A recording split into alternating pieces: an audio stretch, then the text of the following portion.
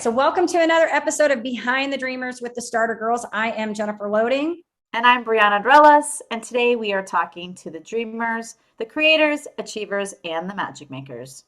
That's right. These are our friends, these are your friends, and they are living the extraordinary. Today's episode is brought to you by Walt Mills, photographer of Glad Models Agency. If you are here in the Dallas or surrounding area and looking for some photography work, check out Walt Mills. You can learn more about him and his work at photosbywalt.com.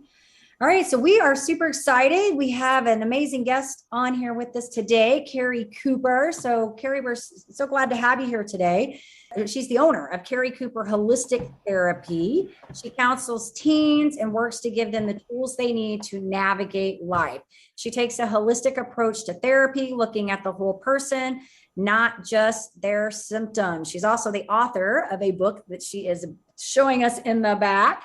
And then she's a speaker who helps educate teens and parents on the topics teens face in everyday life. So welcome, Keri. We're super thrilled to have you here today. Thank you. Thank you so much for having me here today. This is such a great topic. I am so glad to have you on here with this because I think especially in Mental Health Awareness Month. And I know that this episode's going to go out in June, but it is May. So this is probably is this number 50 podcast that you've done this month based on, your book title or? Yes, it's been a busy month for mental health. That's great. I can imagine. So Keri, tell us a little bit, how did you get into this? How did this come about for you? Sure. So I think it was really just because I had a rough time growing up. I really didn't like school. I didn't really know where I fit in. And it was funny. I actually talk about my guidance counselor that I had when I was in elementary school in my book, and I didn't like her. And she wasn't really nice. And she was really unhelpful. And I remember thinking, kids need someone that they can talk to, because all kids are going through these growing pains, middle school, high school, they're not easy years. So I decided I'm going to be that person. So I went to school to become a therapist. And I've always worked just with teens and college students, sometimes middle school and younger, but that's really my specialty because I feel like they need to be able to come somewhere, dump their stuff out, gain some tools, and be able to get through this life. Wow. Yeah, that's amazing, Keri. Thank you. You're right, because those high school and college years, we are changing and shifting and evolving so much. And we have sort of this connection to our home, our family, our parents, or whatever they've taught us. And I just remember being in college and thinking, I have to cut the string. It's like the guilt thing. We laugh, we call it like the Catholic guilt or whatnot, but it was just sort of the guilt that I felt for maybe leaving my mom behind or for, whatever that is. But I had to cut the string if I was going to move on and keep evolving. Right. That struggle is real. Yes. Yeah. But I didn't really have anyone to kind of help me navigate that. So the fact that that's what you're committed to and yeah, I don't know. I'm sorry. That's amazing. I think it's terrific. It's really hard to be able to become your own person because you're right. You have your family's influences, you have friends, and you're trying to figure out what feels right for you and what voices do you listen to.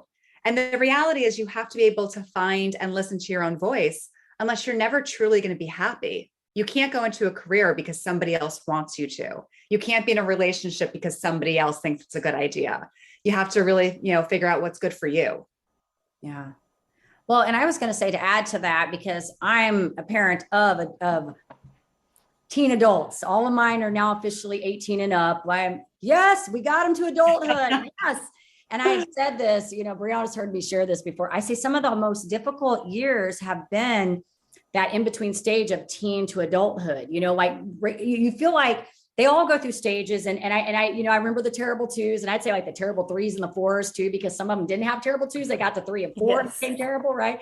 They all have stages. And I think what's so great about parenting is that you learn to pivot as a parent through all the different stages. But I have said this over and over. I think some of the most challenging times that I've had to deal with kids is during this teen to adult phase, because they are really trying to make that transition of how do I break loose and be this adult but yet I still want to be the kid to mom and dad, and that fine line of, well, I'm 18 now and I can make decisions, but you're still not really paying your bills or able to sustain your lifestyle yet, and these conversations. So I think it's awesome that you're in that place where you can really connect, with them in that age and help them through that kind of stuff.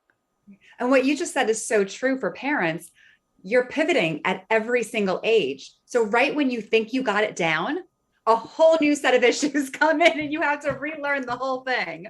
And that's my book, Mental Health Uncensored, really talks about how to parent for any age. What are the foundations for every age group that you need down? Because every age group is going to give you their own challenges.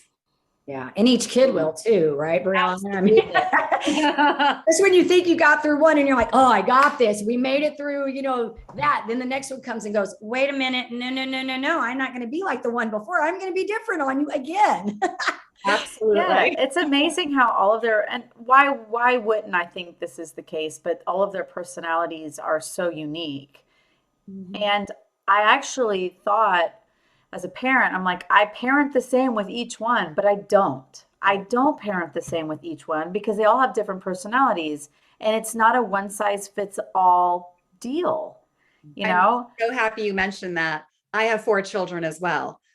And you can't have the same way of parenting for each child. It won't be effective. Each one has their own personality, their own strengths, where they need help.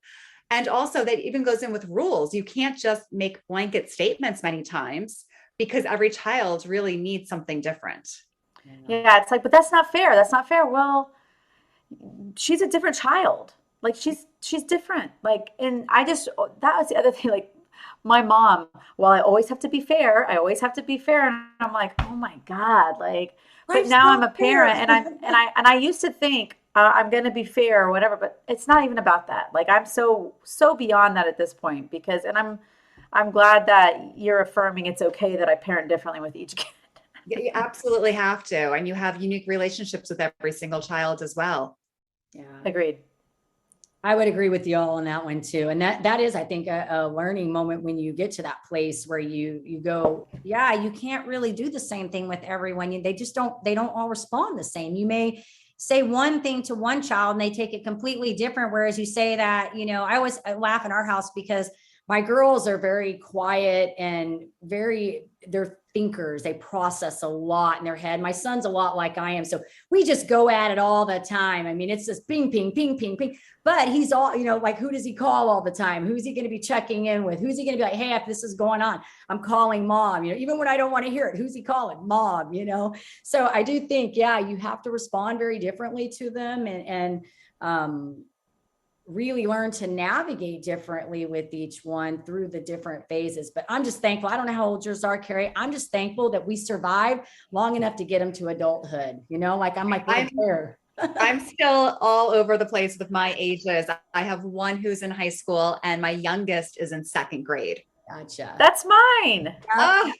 I love that. Okay, so Keri, I'm dying to know. Tell us a little bit more about Mental Health Uncensored, when it was published, and how long did it take for you to even get that going and get it published and all the things? So this was my COVID project, and it happened because during COVID, mental health was just a disaster, and I know I was completely full with clients. All of my friends who are therapists were completely full with clients. Like we just couldn't see enough people in the week. And it was frustrating for me as a parent and as a therapist not to be able to help more people at that time. But, I'm one human being. I could only see so many people while maintaining my own mental health. So what I realized is that in all of my sessions, I kind of talk about the same thing. I kind of talk about the same philosophy, the same foundations. And I said, you know what? I need to write it down because I need to get it out there to the masses. That way people have some type of guide to help them through this. And not just with COVID, just with mental health in general. So I took the COVID time of being home a little bit more than I'm used to. And I wrote the book. It took 14 months. And then publishing it was like another whole ordeal. Because again, right when you think you know something and you got something down, a new set of issues come up. I'm like, all right, now I know how to write a book. And then it's like, oh, I have to publish it now. I have to do a book design. So I went through that whole process, and it was only published on Amazon maybe 3 weeks ago. Oh my gosh, congratulations. Thank you. Yay. I'm Brianna's so like happy the for you. master of book self-publishing. We both have written books, but she's like the queen of this. She's got it all down now. Oh, I should Yes. ask you for information. Hey, that's okay. If you want to chat down the road about post marketing and all the things, just holler at me. I'll help you out. That'd be great. Those two. I didn't Yeah, know, that's I didn't great. know Brianna when my book came out. I wish I would have, because I went like you and really had to learn.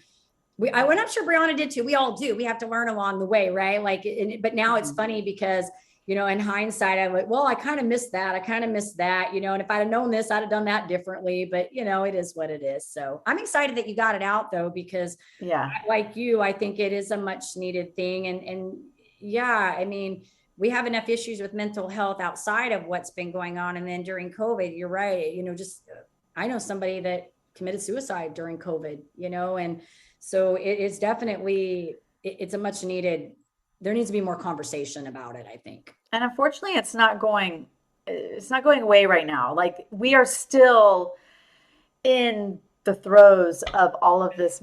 I'd say it's crisis. It's a mental health crisis. It really is. And people are diminishing. They're not even using that word, but it really is. It's actually a crisis. Yes. Amongst a lot of different age demographics too, between men and boys, and then also the teen and young adults. Like, it's insane. Yes, crisis is definitely the word for it. It's not getting any better just because COVID's over. I think if anything, it's still continuing to decline. It's really challenging for these kids. It's, you know, so sad every time I read another story on Facebook about, you know, another college student killing themselves or somebody else from high school committing suicide. It's a conversation we need to be having, not being afraid to talk about it. If we're not putting ideas out there of suicide just by talking about it, we have to discuss it. Yeah, you can't throw it under the rug. I agree. Right? I agree. It's, ooh, yeah. It's just a real thing. It's in everybody's faces. And what are the tools, right? So you talk about, and you're saying that you talk about this guide or these steps, so to speak. And can you give us maybe an example of something that, you know, that you found a lot of response from maybe your clients or even readers have said, wow, this section of the book really spoke to me, or something like that? Yes, I think one of the sections, so my book is broken into really two types of sections. One is physical, because I think we don't connect that our physical health impacts our mental health. And I think that's actually like an aha moment for many people when they realize that. So I go through like all different physical areas that you need to be looking into and what you need to be doing to strengthen them. I don't think people realize that most of your brain chemicals are made in your gut. So if you don't have good gut health, it's like an uphill battle for mental health. Right. And then the other section is really more like principles to live by. And one of them that everyone, when they read it, they're like, yes, is you're not responsible for other people's feelings. Right. And I think that unfortunately today kids are taught the opposite. And they're taught to look externally for happiness instead of internal. And that will never truly make them happy. And then, you know, they keep searching for it. They keep searching for the likes on Instagram. They keep searching for other people's approval. It has to come back to you. Just like you can't make somebody else happy. It has to come from within them. So I think, you know, we really need to take a step back and look at how we're teaching kids about happiness. Yeah. You know, we teach it from a very young age like that, you know, like when my kids were younger, and I talk about this in the book, they came home one day and they're like, oh, we had an activity in school about filling up each other's buckets. And, you know, it's writing kind words about each other. And I'm all for kindness. You know, that's wonderful. But we can't be teaching these kids to rely on other people for these kind words. Because if we do, if we're saying rely on somebody else to fill up your bucket, then those other people can dump out your bucket. If you fill up your own bucket, no one's dumping that out. So I've always said to my kids, it's great to be nice to somebody. It's great to pay them a compliment, but you need to fill up your own bucket. This is good.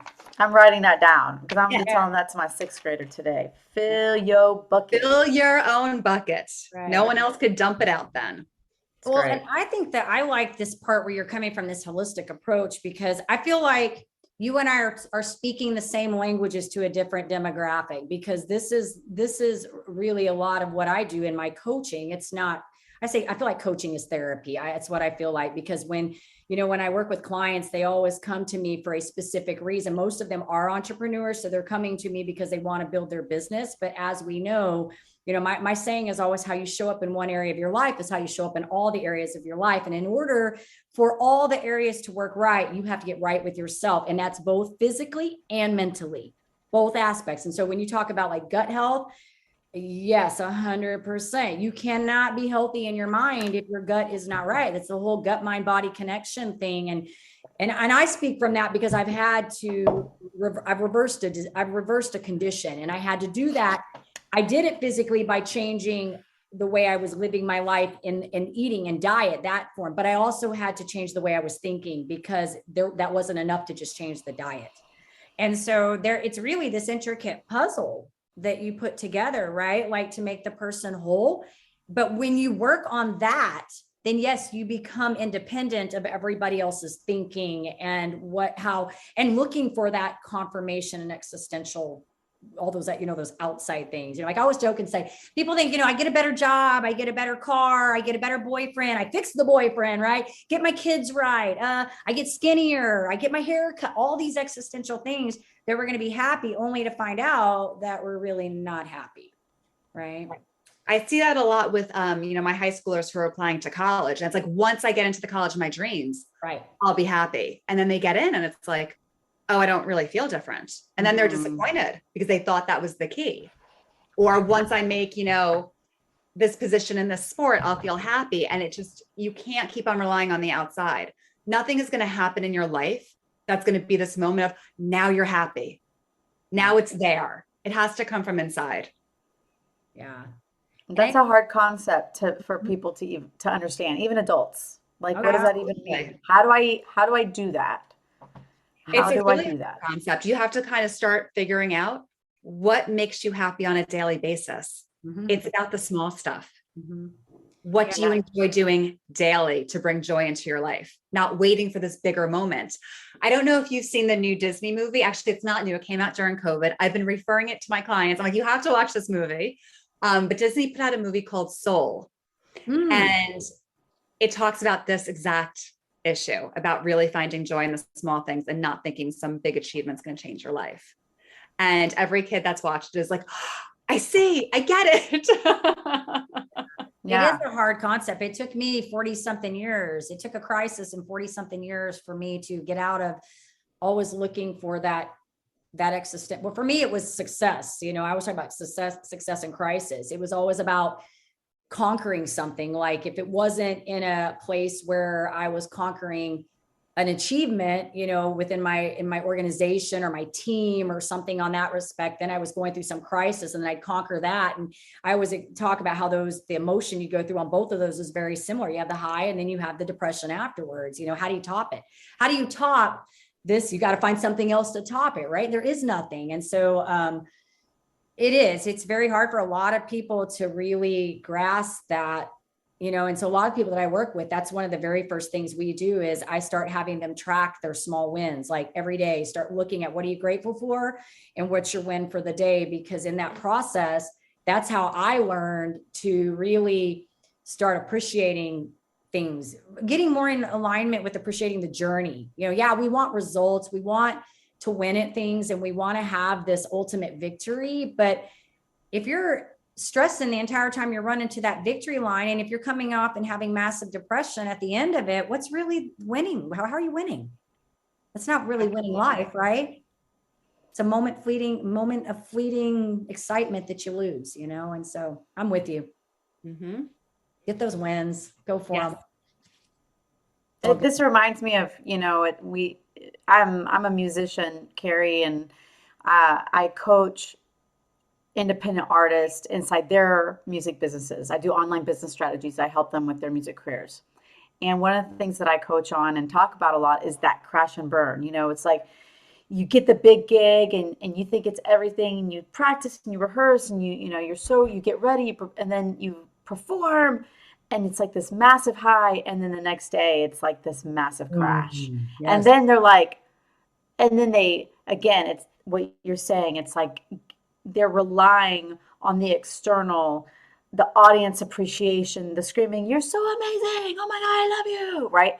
And then they don't have it, it goes away, and they're back to square one again. Mhm. And that same sort of analogy is really appropriate for entrepreneurs, for anything in life, because it's not whether you're a musician, artist, whatever.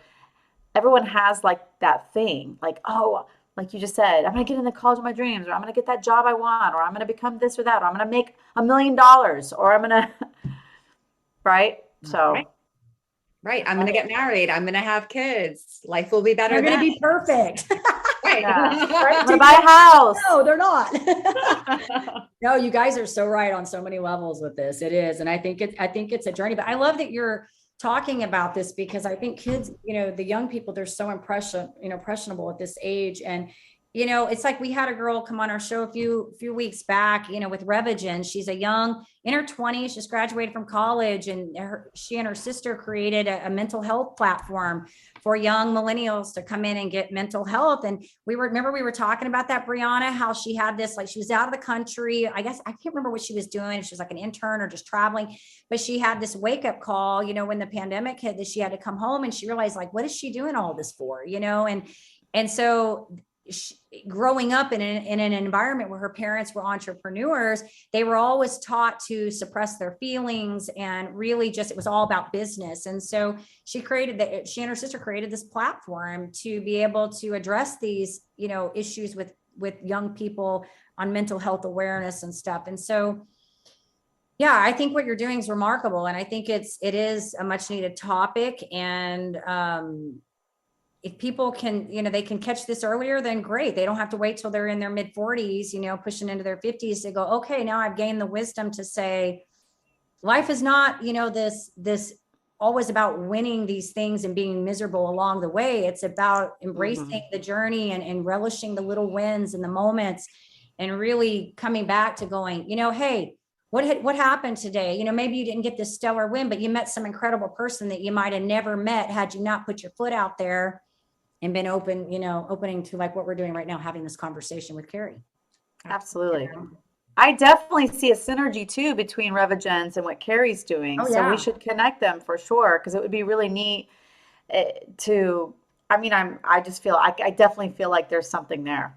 Yeah. And they're a new Absolutely. business. So they just formed during COVID as well. So we've had a lot of people that have really, I don't know how long you've actually been in business. I know your book is a project that came through COVID, but we've had a lot of people really spur ideas during that time, make these pivots and create things. And it's been fun to talk to them. Right. Well, it was really during COVID that everyone went, wait a second, I'm not overscheduled. I don't know what to do. And people either took it and really ran with it and made some great changes, or they didn't. And it was, really challenging for them. But when I was working with kids during COVID, I said, okay, you're not overscheduled. You don't have anything to do. What do you want to do? Yeah. What would actually make you happy? And some kids came up with great ideas. Like some were learning to cook meals. Others were learning, how to whittle wood. Like they were doing really fantastic things. That's awesome. Because they were actually able to pursue their own interests. It's not like, what's going on my college resume? What do I have to do for school? What do you want to do? Yeah. Sure. That's great. My neighbor's whittling wood, by the way. Oh, He's 15. that's fun. Great. Keri, any advice that you would give to, let's say, maybe somebody that wants to write a book, maybe? So you have to take away all of the excuses, because we all have them in our head. Oh, I need to, create my space. I have to create my space to write. I have to get this done first. You just have to sit down and do it. You just have to take away the excuses, all of the no's, and just go for it. And that's what I did. I just finally said, okay, like I have to do this. And I did it wherever I could do. Many times I was on my laptop in my car waiting for school pickups Like it didn't matter where I was. Like I just wrote. It's awesome. That's awesome. Wherever the spirit moves you, right? You've got a couple minutes, start writing. Yes. I get it. I get it. I remember many times when my kids were little, because I was in the direct selling industry. And I just remember many times sitting at like soccer fields or, like outside of karate on my phone, calling clients and booking calls. And we just did what you have to do when you've got kids, right? You make it work. I love it. I love it. All right. Well, I think we should do some fun rapid fire with Keri. What do you think? Yes, definitely. Let's do that. Right. You gonna start? Perfect. Okay. Keri, I would love to know, what is your favorite childhood cereal? Okay, I know this one. So as a child, I made my own cereal. I took Oreos and crumpled them up right in that bowl and put milk on them. And that was my favorite cereal. And never in a million years would I eat that right now today, knowing what I know. Milk and cookies. The other day I was we took the kids to Main Event for Sean's birthday. I have not been there probably in like 10 years, like since they were little. They had, in the prize shop, I don't know if you guys have Main Event where you're at, Keri, but it's like a Dave and Buster's, or it's like they got bowling and arcade games. And then they have like where you can cash in your points and you can get prizes. So Brianna, in the store, they had a box of marshmallow cereal, like Lucky Charms cereal with just the marshmallows. And that was like my favorite cereal was Lucky Charms, the marshmallows. And it's so funny because on the box, it says there's no nutritional value in this. It's just marshmallows. That's marshmallows. Oh my I was almost goodness. like my kid's trying to he wanted a Nerf gun. He collected enough points from all of us to go buy. He's like 18, but he wanted this Nerf gun. So he got this Nerf gun. I'm like, just go buy the marshmallow cereal. Oh my gosh. That's insane. Because if you ever had Lucky Charms, how I don't know about you guys, but I would like pour it and try to dig more marshmallows out of the cereal to get in my bowl, because that was my favorite part of the cereal. Yep, that's my daughter Ruby. She's so like, good. So good. That's great. Okay. Awesome. All right. Keri, favorite destination place? Disney. Oh, I like Disney. Wow. Are you one of those like, let's get married at Disney, or let's? So I'm a secret Disney addict. Like you wouldn't know unless you really, really know me. But I'm slightly obsessed. It even made it into the book because I talk about Disney in my book. But it is like my favorite place to go. Oh my God. I have a really good friend. And it's just, it's wonderful. Yeah. They go like on their anniversary, like wedding anniversaries. They go to Disney. I'm like, wow, you guys are, you're in love. You love Disney. That's clear. That's great. I would go to Disney too. If you had to ask me my favorite place to go, it'd probably be Disney too. But nobody in my house shares that same sentiment. We actually did a Disney cruise probably about 8 or 9 years ago. And I think that I had more fun on that than my kids even did. I was just like, it was so much fun to me, and why I think I like it is because it's just positive energy. It's like happy kind of stuff, like the characters are just happy and stuff. And every magical. Anybody want to go to Disney? And everybody's like, eh. Keri, maybe you and I need to pack up and go to Disney. You guys need to go to Disney. I will be there. It'll just be Jennifer and Keri. Whoever wants to come along. We're going to Disney. And do you have a preference of Orlando versus Anaheim? So I've only ever been to Orlando. Okay. So that's where we go, because again, I still have really little ones, and I think a flight for me across the country is not going to happen right now. Yeah. And that's okay. Yeah, absolutely. That's great. I love it. Good choice. All right, I'm up. First concert, beat you to it, Jennifer. All good. First concert, it was Lollapalooza on Randall's Island. And I'm not sure what year it was. It was probably like 94, maybe. I was going to say it was probably 93 or 94. Yeah, I think it was 94. And anybody that played there? Beastie Boys were there. Nice. Was Pearl Jam there? No, Pearl Jam was not there. But was it Green Day? Was Green Day was there? Mm-hmm. Maybe Smashing Pumpkins. These are all good. Or STP? No, they weren't there. Smashing Pumpkins. Pumpkins. I think they may have been there. That's great. What a good time. It was awesome. Fun. Love it. Okay. All right, fun question. What's in your Amazon cart right now? Right now, there are Squishmallows Oh yeah, it's good stuff. because my daughter just turned 8 and she got an Amazon gift card, and that is sitting in my cart right now because that's what she wants. And a bed pillow for my other daughter is sitting in my cart right now. That pillow sounds nice. Yes. That is so fun. Well, thank you so much, Keri, for joining us today. This was so much fun, and congrats again on publishing your book. Tell everyone who's listening in where they can, follow you, find this book, grab this book, all They the can things. follow me on Instagram and Facebook at Keri Cooper Holistic Therapy. That's also the name of my website if they want to check that out. And my book, Mental Health Uncensored 10 Foundations Every Parent Needs to Know, is available on Amazon on both ebook and a paperback. Good Great. stuff. Good stuff. And we do want to say, of course, to our listeners, if you enjoy our show, please be sure you give us a rating both on iTunes and Facebook, because we can't do this without you, and hit the subscribe button on YouTube. Okay, so here we go. This is from Dr. Wayne Dyer. Everything is either an opportunity to grow or an obstacle to keep you from growing. You get to choose. Ooh, I like it. I like Wayne Dyer stuff. Yeah, I do too. Sharing I do it. too. All right. And to live the extraordinary, you must start, and every start begins with a decision. You guys take care, be safe, and be kind to one another. We will see you next time.